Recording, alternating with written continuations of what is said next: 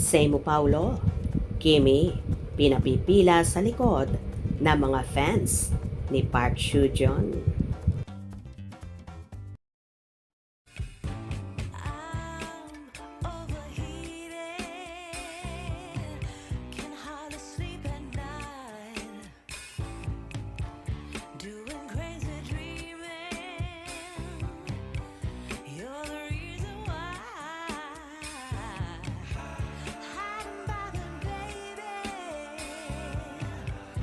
Nagbigay na naman ng aliw si Kim Chiu sa mga netizen nang kiligin ito sa Korean star na si Park Seo-joon.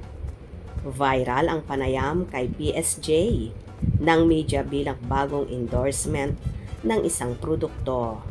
Sa viral video inilahad ni Park Seo-joon ang kanyang workout routine, kabilang na ang pagkain nito sa kanyang diet program.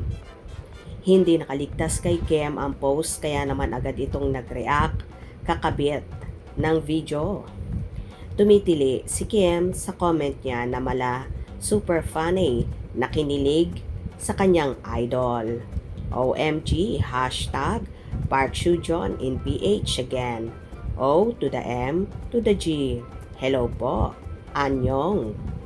Dahil dito kinuyog ng biro si Kim sa post niya mula sa kanyang mga fan at netizen at sinabihan itong pumila mula sa likod para kay Park Seo-joon.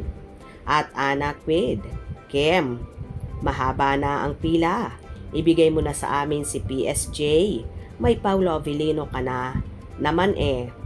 Pagdating kay Avellino, wala pa nga, pinag-move on agad kami. At AC, Ate Kimi, kahit love kita, sa likod ka po pumila. At M-Sky 11-2021, mahaba pila Kimi, ok lang yan. May BMC Victor at Cholo ka naman, mas gwapo pa, diba? At may Paulo Avellino.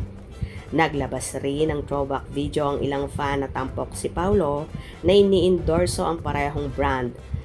At Croquetera Liza, Ate Kim, may photocard ako ni Park Seo-joon. Swap tayo, akin si Kuya at may Paulo Avellino. Sa'yo na ang photocard ni Park Seo-joon. Hehehehe. At Marjek 620. Kimi, naalala ko sabi mo dati, mas pogi si Paulo Avellino kesa kay Park Seo-joon. Well, hindi nga napigilan ng mga netizens sa mga fans ni Kimi na biruin at okrayin ang dalaga dahil sa pagiging panatik nito kay Park Seo-joon na sinasabi nga ng marami na may Paulo Avellino naman daw si Chinita Princess at mas gwapo pa ito kumpara sa Korean star. Hope you enjoyed. Please subscribe for more info.